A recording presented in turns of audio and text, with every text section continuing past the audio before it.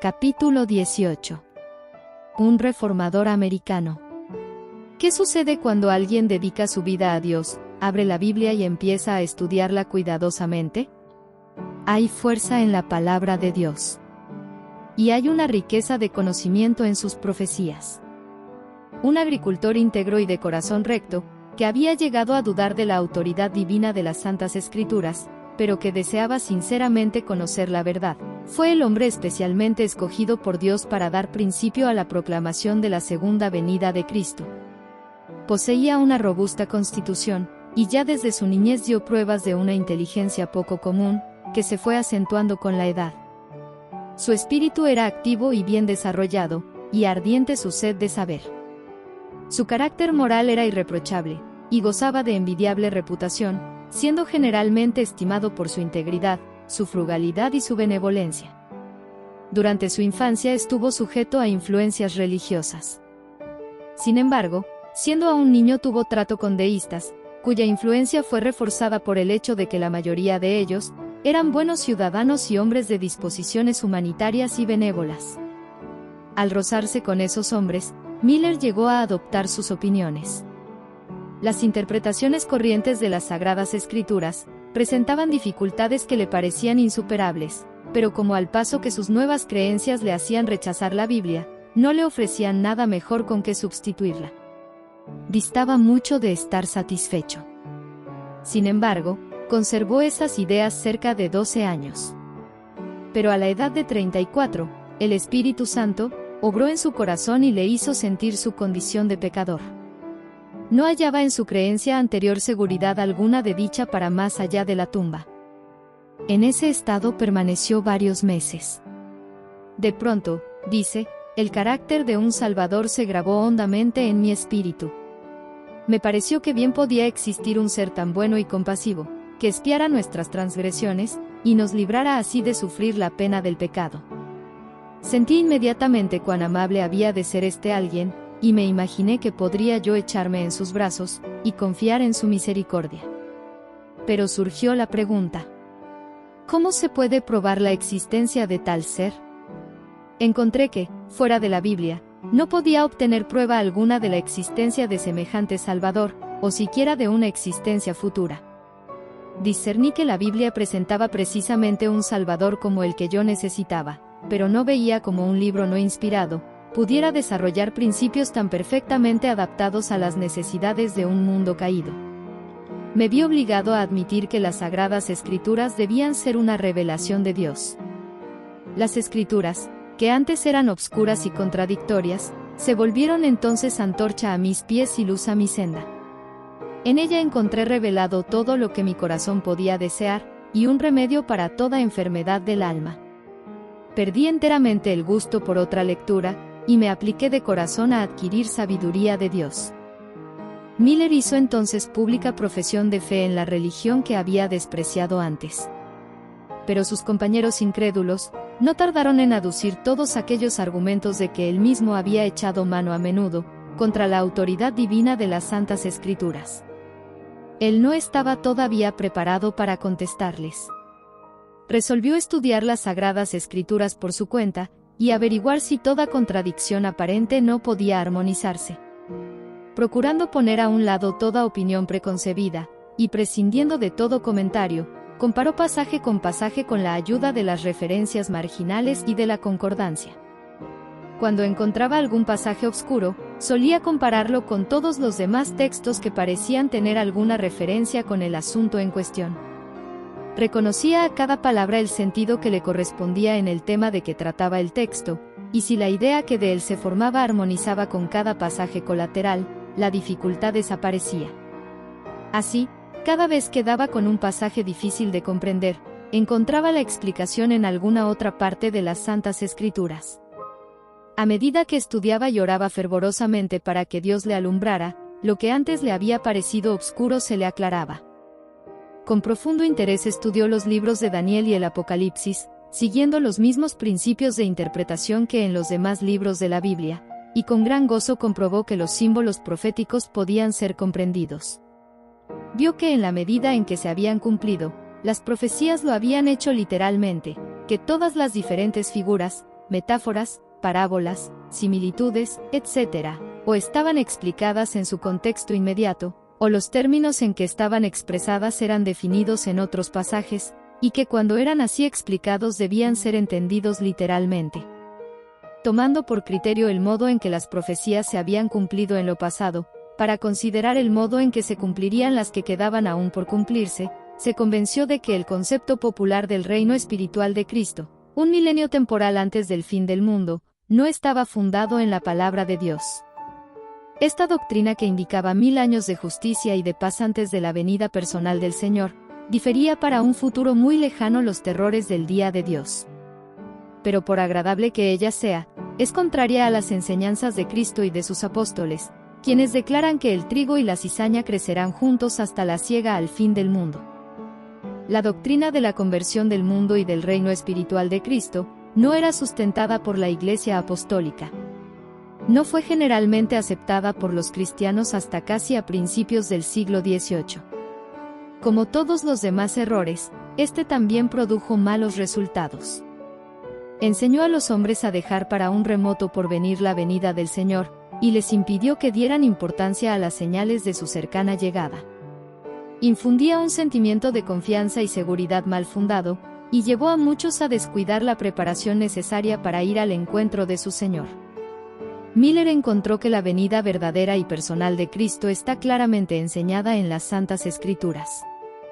A su venida los justos muertos resucitarán, y los justos que estuvieren aún vivos serán cambiados. El pueblo de Dios no puede recibir el reino antes que se realice el advenimiento personal de Cristo. En su estado presente el hombre es mortal, corruptible, pero el reino de Dios será incorruptible y sempiterno. Por lo tanto, en su estado presente el hombre no puede entrar en el reino de Dios. Pero cuando venga Jesús, concederá la inmortalidad a su pueblo, y luego los llamará a poseer el reino, del que hasta aquí solo han sido presuntos herederos. Los acontecimientos que generalmente se esperaba que se verificasen antes de la venida de Cristo, tales como el reino universal de la paz y el establecimiento del reino de Dios en la tierra, debían realizarse después del segundo advenimiento. Además, todas las señales de los tiempos y el estado del mundo correspondían a la descripción profética de los últimos días. Por el solo estudio de las Sagradas Escrituras, Miller tuvo que llegar a la conclusión de que el periodo fijado para la subsistencia de la Tierra en su estado actual estaba por terminar. Otra clase de evidencia que afectó vitalmente mi espíritu, dice él, fue la cronología de las Santas Escrituras. Encontré que los acontecimientos predichos, que se habían cumplido en lo pasado, se habían desarrollado muchas veces dentro de los límites de un tiempo determinado. Todos los acontecimientos limitados por estos periodos no fueron una vez más que asunto profético, pero se cumplieron de acuerdo con las predicciones. Por consiguiente, al encontrar en su estudio de la Biblia varios periodos cronológicos que, según su modo de entenderlos, se extendían hasta la segunda venida de Cristo, no pudo menos que considerarlos como los tiempos señalados que Dios había revelado a sus siervos. Así que los que estudian la palabra de Dios, pueden confiar que encontrarán indicado con claridad en las Escrituras, el acontecimiento más estupendo que debe realizarse en la historia de la humanidad. Estando completamente convencido, dice Miller, de que toda escritura en ningún tiempo fue dada por voluntad de hombre, sino que fue escrita por hombres santos inspirados del Espíritu Santo, segunda de Pedro capítulo 1 versículo 21, pensé por consiguiente, que al tratar de comprender lo que Dios, en su misericordia, había juzgado conveniente revelarnos, yo no tenía derecho para pasar por alto los periodos proféticos. La profecía que parecía revelar con la mayor claridad el tiempo del segundo advenimiento, era la de Daniel capítulo 8 versículo 14. Hasta 2300 tardes y mañanas, entonces será purificado el santuario. Siguiendo la regla que se había impuesto, de dejar que las Sagradas Escrituras se interpretasen a sí mismas, Miller llegó a saber que un día en la profecía simbólica representa un año, Números capítulo 14 versículo 34. Ezequiel capítulo 4 versículo 6, vio que el periodo de los 2300 días proféticos, o años literales, se extendía mucho más allá del fin de la era judaica, y que por consiguiente no podía referirse al santuario de aquella economía. Miller aceptaba la creencia general de que durante la era cristiana la tierra es el santuario, y dedujo por consiguiente que la purificación del santuario predicha en Daniel capítulo 8 versículo 14, representaba la purificación de la tierra con fuego en el segundo advenimiento de Cristo. Llegó pues a la conclusión de que si se podía encontrar el punto de partida de los 2300 días, sería fácil fijar el tiempo del segundo advenimiento. Miller siguió escudriñando las profecías con más empeño y fervor que nunca, dedicando noches y días enteros al estudio de lo que resultaba entonces de tan inmensa importancia y absorbente interés. Había un punto importante en la visión del capítulo 8, a saber, el que se refería al tiempo. El periodo de los 2300 días. 70 semanas están determinadas sobre tu pueblo y sobre tu santa ciudad. Sepas pues y entiendas, que desde la salida de la palabra para restaurar y edificar a Jerusalén hasta el Mesías príncipe, habrá 7 semanas, y 62 semanas, tornaráse a edificar la plaza y el muro en tiempos angustiosos. Y después de las 62 semanas se quitará la vida al Mesías, y no por sí. Y a la mitad de la semana hará cesar el sacrificio y la ofrenda. Daniel capítulo 9 versículos 24 al 27. La palabra traducida aquí por determinadas, significa literalmente descontadas. El ángel declara que 70 semanas, que representaban 490 años, debían ser descontadas por pertenecer especialmente a los judíos. Pero ¿de dónde fueron descontadas? Como los 2300 días son el único periodo de tiempo mencionado en el capítulo 8, deben constituir el periodo del que fueron descontadas las 70 semanas. Las 70 semanas deben por consiguiente formar parte de los 2300 días, y ambos periodos deben comenzar juntos. El ángel declaró que las 70 semanas datan del momento en que salió el edicto para reedificar a Jerusalén. Si se puede encontrar la fecha de aquel edicto, queda fijado el punto de partida del gran periodo de los 2300 días. Ese decreto se encuentra en el capítulo 7 de Esdras, versículos 12 al 26. Fue expedido en su forma más completa por Artajerjes, rey de Persia en el año 457 a.C. Tomando el año 457 a.C., en que el decreto fue completado, como fecha de la orden, se comprobó que cada especificación de la profecía referente a las 70 semanas se había cumplido. El decreto de Artajerjes fue puesto en vigencia en el otoño del año 457 a.C. Partiendo de esta fecha, los 483 años alcanzan al otoño del año 27 de Jesucristo. Entonces, fue cuando esta profecía se cumplió. La palabra Mesías significa el ungido. En el otoño del año 27 de Jesucristo, Cristo fue bautizado por Juan y recibió la unción del Espíritu Santo. Y en otra semana confirmará el pacto a muchos. La semana de la cual se habla aquí, es la última de las 70. Son los 7 últimos años del periodo concedido especialmente a los judíos. Durante ese plazo, que se extendió del año 27 al año 34 de Jesucristo, Cristo, primero en persona y luego por intermedio de sus discípulos, presentó la invitación del Evangelio especialmente a los judíos. A la mitad de la semana hará cesar el sacrificio y la ofrenda. En el año 31 de Jesucristo, 3 años y medio después de su bautismo, nuestro Señor fue crucificado. Con el gran sacrificio ofrecido en el Calvario, terminó aquel sistema de ofrendas que durante 4000 años había prefigurado al Cordero de Dios. El tipo se encontró con el antitipo, y todos los sacrificios y oblaciones del sistema ceremonial debían cesar.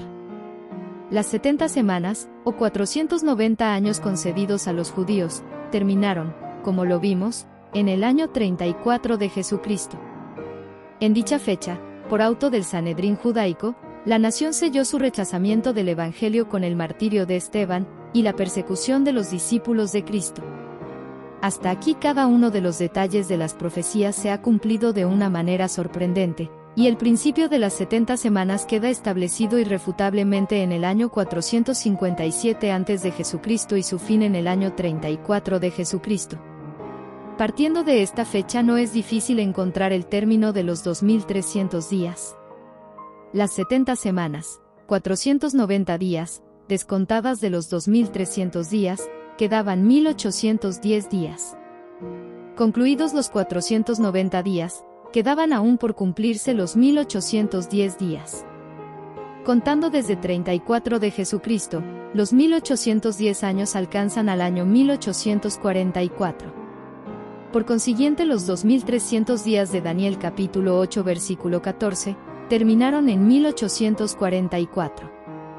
Miller y sus colaboradores creyeron primero que los 2300 días terminarían en la primavera de 1844, mientras que la profecía señala el otoño de ese mismo año. La equivocación de este punto fue causa de desengaño y perplejidad, para los que habían fijado para la primavera de dicho año el tiempo de la venida del Señor.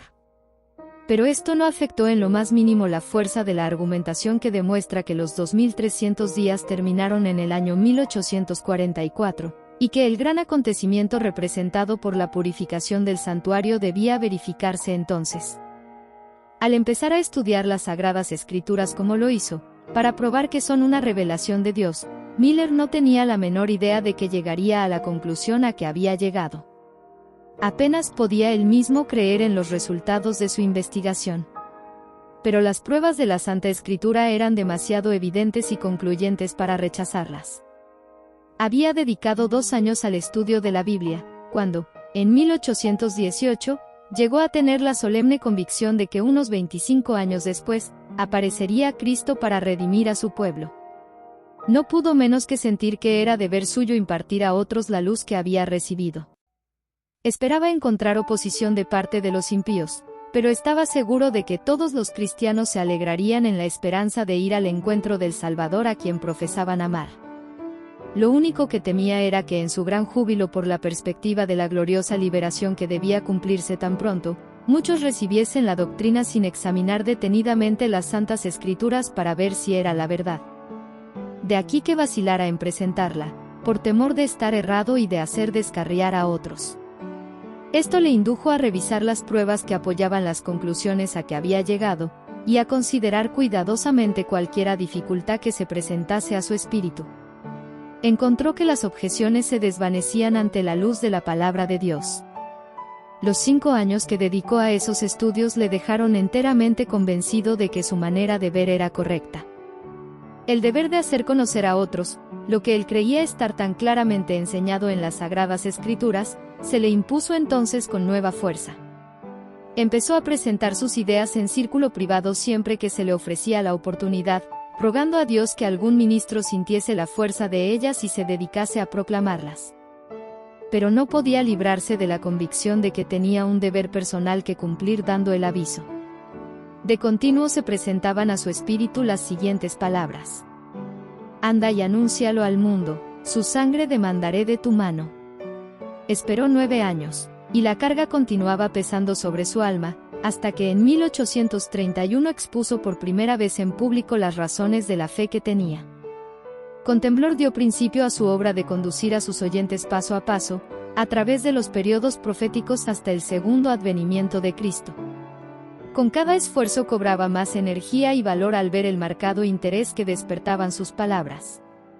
A la solicitación de sus hermanos, en cuyas palabras creyó oír el llamamiento de Dios, se debió que Miller consintiera en presentar sus opiniones en público. Tenía ya 50 años, y no estando acostumbrado a hablar en público, se consideraba incapaz de hacer la obra que de él se esperaba. Pero desde el principio sus labores fueron notablemente bendecidas para la salvación de las almas. En casi todas las ciudades, se convertían los oyentes por docenas y hasta por centenares. En muchas poblaciones se le abrían de par en par las iglesias protestantes de casi todas las denominaciones, y las invitaciones para trabajar en ellas le llegaban generalmente de los mismos ministros de diversas congregaciones. No se notaba excitación extravagante, sino que un sentimiento de solemnidad dominaba a casi todos. La obra de Miller, como la de los primeros reformadores, tendía más a convencer el entendimiento y a despertar la conciencia que a excitar las emociones. En 1833, 2 años después de haber principiado Miller a presentar en público las pruebas de la próxima venida de Cristo, apareció la última de las señales que habían sido anunciadas por el Salvador, como precursoras de su segundo advenimiento. Esta profecía se cumplió de modo sorprendente y pasmoso con la gran lluvia meteórica del 13 de noviembre de 1833. Así se realizó la última de las señales de su venida, acerca de las cuales Jesús había dicho a sus discípulos: Cuando viereis todas estas cosas, sabed que está cercano, a las puertas.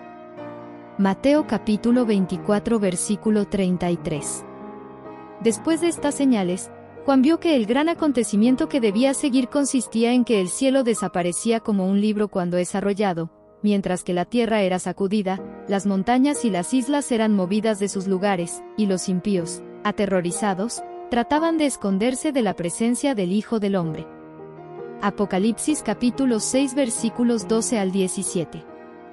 En 1840, otro notable cumplimiento de la profecía despertó interés general.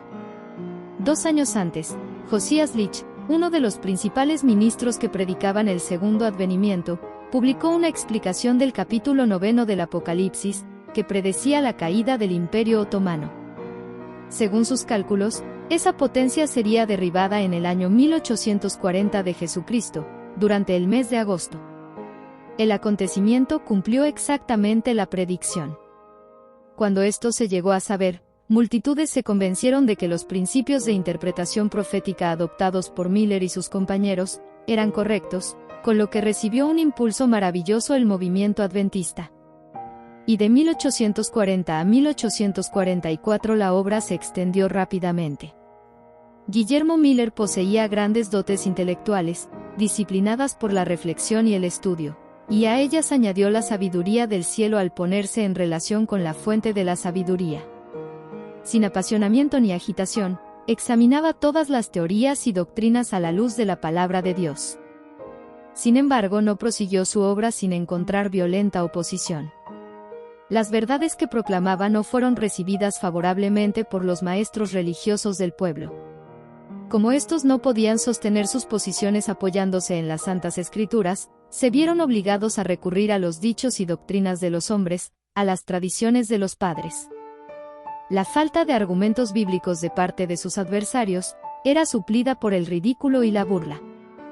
Tiempo, medios y talentos fueron empleados en difamar a aquellos cuyo único crimen consistía en esperar con gozo el regreso de su Señor, y en esforzarse por vivir santamente, y en exhortar a los demás a que se preparasen para su aparición. Serios fueron los esfuerzos que se hicieron para apartar la mente del pueblo del asunto del segundo advenimiento. Se hizo aparecer como pecado, como algo de que los hombres debían avergonzarse, el estudio de las profecías referentes a la venida de Cristo y al fin del mundo. Mientras que un sinnúmero de personas inteligentes e interesadas se apiñaban para oír a Miller, su nombre era rara vez mencionado por la prensa religiosa y solo para ridiculizarlo y acusarlo. Los indiferentes y los impíos, alentados por la actitud de los maestros de religión, recurrieron a epítetos difamantes, a chistes vulgares y blasfemos, en sus esfuerzos para atraer el desprecio sobre él y su obra. Fue llamado fanático, mentiroso y malvado. Las mofas, las mentiras y los ultrajes acumulados sobre él, despertaron la censura y la indignación hasta de la prensa profana. El instigador de todo mal no trató únicamente de contrarrestar los efectos del mensaje del advenimiento, sino de destruir al mismo mensajero. Su obra no estaba aún terminada, y Satanás y sus emisarios se vieron frustrados en sus planes. A pesar de toda oposición, el interés en el movimiento adventista siguió en aumento. De decenas y centenas, el número de los creyentes alcanzó a miles. Las diferentes iglesias se habían acrecentado notablemente, pero al poco tiempo el espíritu de oposición se manifestó hasta contra los conversos ganados por Miller, y las iglesias empezaron a tomar medidas disciplinarias contra ellos. Esto indujo a Miller a instar a los cristianos de todas las denominaciones a que, si sus doctrinas eran falsas, se lo probasen por las Escrituras. Siglo tras siglo las amonestaciones que Dios dirigió al mundo por medio de sus siervos, fueron recibidas con la misma incredulidad y falta de fe. Cuando la maldad de los antediluvianos le indujo a enviar el diluvio sobre la tierra, les dio primero a conocer su propósito para ofrecerles oportunidad de apartarse de sus malos caminos. Pero el mensaje se les antojó fábula ridícula, y no lo creyeron. ¿Cómo se atrevía él solo a levantarse contra todos los grandes de la tierra? Si el mensaje de Noé era verdadero, ¿por qué no lo reconocía por tal el mundo entero? Pero su incredulidad no impidió la realización del acontecimiento predicho. Dios soportó mucho tiempo su maldad, dándoles amplia oportunidad para arrepentirse, pero a su debido tiempo sus juicios cayeron sobre los que habían rechazado su misericordia. Cristo declara que habrá una incredulidad análoga respecto a su segunda venida. Cuando los que profesan ser el pueblo de Dios se unan con el mundo, viviendo como Él vive y compartiendo sus placeres prohibidos, cuando el lujo del mundo se vuelva el lujo de la iglesia, cuando las campanas repiquen a bodas, y todos cuenten en perspectiva con muchos años de prosperidad mundana, entonces, tan repentinamente como el relámpago cruza el cielo, se desvanecerán sus visiones brillantes y sus falaces esperanzas. Así como Dios envió a su siervo para dar al mundo aviso del diluvio que se acercaba, también envió mensajeros escogidos para anunciar la venida del juicio final. ¿Y por qué la doctrina y predicación de la segunda venida de Cristo fueron tan mal recibidas por las iglesias? Si bien el advenimiento del Señor significa desgracia y desolación para los impíos, para los justos es motivo de dicha y esperanza. Los que aman verdaderamente al Salvador, no pueden menos que recibir con aclamaciones de alegría el anuncio fundado en la palabra de Dios, de que aquel en quien se concentran sus esperanzas para la vida eterna volverá, no para ser insultado, despreciado y rechazado como en su primer advenimiento, sino con poder y gloria, para redimir a su pueblo. Son aquellos que no aman al Salvador quienes desean que no regrese, y no puede haber prueba más concluyente de que las iglesias se han apartado de Dios, que la irritación y la animosidad despertadas por este mensaje celestial. Los que aceptaron la doctrina del advenimiento, vieron la necesidad de arrepentirse y humillarse ante Dios. El mensaje les hizo sentir que el tiempo era corto, que debían hacer pronto cuanto habían de hacer por sus semejantes. La tierra retrocedía, la eternidad parecía abrirse ante ellos. El testimonio equivalía a una censura constante para los miembros formalistas y no santificados de las iglesias. Estos no querían que se les molestara en su búsqueda de placeres. De ahí la enemistad y oposición despertadas contra la fe adventista y los que la proclamaban. Como los argumentos basados en los periodos proféticos resultaban irrefutables, los adversarios trataron de prevenir la investigación de este asunto, enseñando que las profecías estaban selladas. De este modo las iglesias protestantes aseguraban que parte importante de la palabra sagrada, o sea la que pone a la vista verdades de especial aplicación para nuestro tiempo, no podía ser entendida. Pero Cristo había llamado la atención de sus discípulos a las palabras del profeta Daniel, relativas a los acontecimientos que debían desarrollarse en tiempo de ellos, y les había dicho: el que lee, entienda. Y la aseveración de que el Apocalipsis es un misterio que no se puede comprender, es rebatida por: bienaventurado el que lee y los que oyen las palabras de esta profecía, y guardan las cosas en ella escritas, porque el tiempo está cerca. Apocalipsis capítulo 1 versículo 3. El profeta dice: bienaventurado el que lee. Hay quienes no quieren leer, la bendición no es para ellos. Y los que oyen. Hay algunos, también, que se niegan a oír cualquier cosa relativa a las profecías, la bendición no es tampoco para esa clase de personas. Y guardan las cosas en ella escritas. Muchos se niegan a tomar en cuenta las amonestaciones e instrucciones contenidas en el Apocalipsis. Ninguno de ellos tiene derecho a la bendición prometida. Todos los que ridiculizan los argumentos de la profecía, y se mofan de los símbolos dados solemnemente en ella, todos los que se niegan a reformar sus vidas, y a prepararse para la venida del Hijo del Hombre, no serán bendecidos. Ante semejante testimonio de la inspiración, ¿cómo se atreven los hombres a enseñar que el Apocalipsis es un misterio fuera del alcance de la inteligencia humana? Es un misterio revelado, un libro abierto. Nadie necesita estar a obscuras en lo que concierne a lo que ha de acontecer en la tierra. Por esto Cristo, el revelador, previendo la guerra que se haría al estudio del Apocalipsis, pronunció una bendición sobre cuantos leyesen, oyesen y guardasen las palabras de la profecía. Mas la dádiva de Dios es vida eterna en Cristo Jesús Señor nuestro. Romanos capítulo 6 versículo 23. UAIT Elena G 1913. Un reformador americano, resumen, la gran controversia 1999 de la página 386 a la 413.